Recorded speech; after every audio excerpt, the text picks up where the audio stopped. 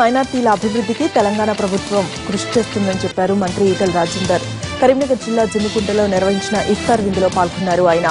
దేశంలో ఏ రాష్ట్రంలో చేయని విధంగా రంజాన్ పండుగను తమ ప్రభుత్వం అధికారికంగా నిర్వహిస్తుందని చెప్పిన మంత్రి, గతంలో ఏ ప్రభుత్వాలు చేయని విధంగా మైనార్టీలకు టీఆర్ఎస్ ప్రభుత్వం మేలు చేస్తుందని అన్నారు.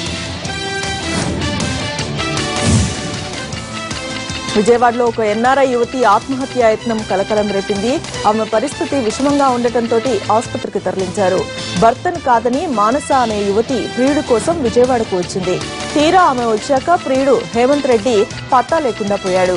హేమంత్ కోసం ఫోన్ చేసినా కూడా ఫలితం లేకపోవడంతో మానస బంధువుల ఇంట్లో నిద్రమాత్రలు మింగి ఆత్మహత్యకు ప్రయత్నించింది. ఈ విషయాన్ని గమనించిన బంధువులు ఆమెను హాస్పిటల్ కు తరలించారు. మానస సూసైడ్ అటెంప్ట్ చేసిన సంగతి తెలియడంతో ప్రియుడు హేమంత్ మెత్తబడ్డాడు. ఆసుపత్రికి వచ్చి పరామర్శించాడు. కమ్యూనికేషన్ గ్యాప్ వల్లే కలుసుకోలేకపోయామని ఆమెను ఓదార్చాడు. తన తల్లిదండ్రులు కట్నం గురించి అడగలేదని, మానసను పెళ్లి చేసుకునేందుకు తనకు ఎలాంటి అభ్యంతరం లేదని అన్నాడు. త్వరలోనే ఇద్దరూ పెళ్లి చేసుకోబోతూ ఉన్నారు.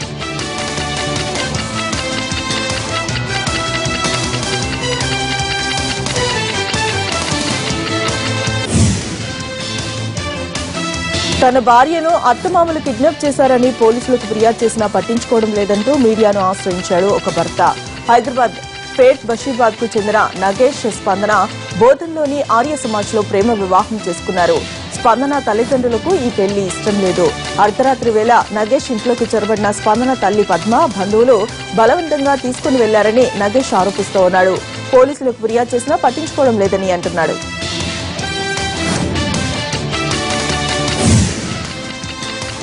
హైదరాబాద్ లాలాపేటలో పోలీసులు కార్డన్ సెర్చ్ నిర్వహించారు. ఈస్ట్ జోన్ డీసీపీ రవీందర్ ఆధ్వర్యంలో 200 మంది పోలీసులు ఈ తనిఖీల్లో పాల్గొన్నారు. సరైన పత్రాలు లేని 41 వాహనాలను స్వాధీనం చేసుకున్నారు. 11 మంది అనుమానితుల్ని అదుపులోకి తీసుకున్నారు. అలాగే అనుమతులు లేకుండా మద్యం సీసా మూటలను తయారు చేస్తున్న కంపెనీపై కేసును పెట్టారు. రంగారెడ్డి జిల్లా కొంపపల్లిలోని సీఎంఆర్ ఇంజనీరింగ్ కాలేజ్ హాస్టల్లో ఒక విద్యార్థి ఆత్మహత్యకు పాల్పడ్డాడు. మృతుడు రంజిత్ రెడ్డి స్వస్థలం వరంగల్ జిల్లా కోర్చుగల్. 3rd ఇయర్ మెకానికల్ ఇంజనీరింగ్ చదువుతున్న రంజిత్ నిన్న సాయంత్రం తన హాస్టల్ గదిలో ఊరేసుకున్నాడు.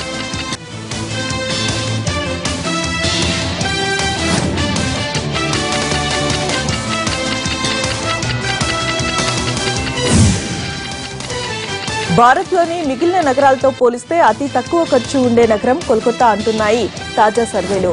ముంబై అత్యంత ఖరీదైన నగరంగా మారిపోయిందని సర్వేలో తేలింది. ఢిల్లీ, బెంగళూరు, చెన్నైలతో పోలిస్తే ప్రస్తుతం కోల్కతా అతి చౌక నగరంగా గుర్తింపు పొందింది. ప్రపంచంలో హాంకాంగ్ అత్యంత ఖరీదైన నగరంగా గుర్తింపు పొందిన కొద్ది రోజుల్లోనే ముంబైలోని అద్దెలు ఢిల్లీతో పోలిస్తే సుమారు 18% వద్ద పెరిగినట్టుగా సర్వేల ద్వారా తెలుస్తోంది.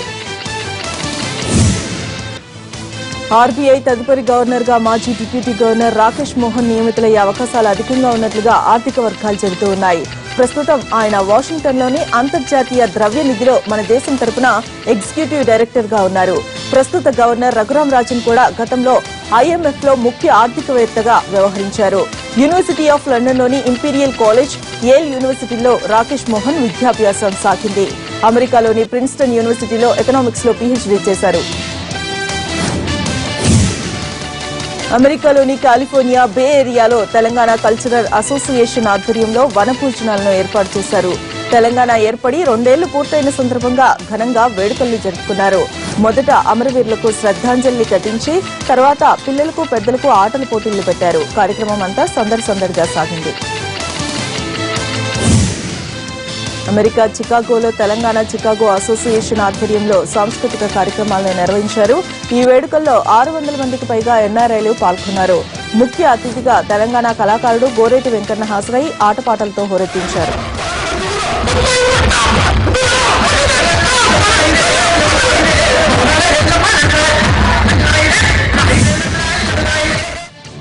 సవాళ్లను స్వీకరించేందుకు తానెప్పుడు సిద్ధంగా ఉంటానని చెప్పాడు అనిల్ కుంబ్లే. తీవ్ర పోటీని ఎదుర్కొని టీమిండియా ప్రధాన కోచ్ పదవికి ఎంపికయ్యాడు మాజీ కెప్టెన్.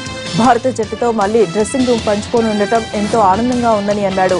కోచ్గా ఎంపిక చేసిన బీసీసీఐ సలహా కమిటీ సభ్యులైన సచిన్, గంగూలీ, వివిఎస్ లక్ష్మణ్లకు కృతజ్ఞతలను చెప్పాడు కుంబ్లే. ఈ కమిటీతో పాటు ద్రవిడ్తో చర్చించిన అనంతరం భవిష్యత్ ప్రణాళికలను వివరిస్తానని వెల్లడించారు.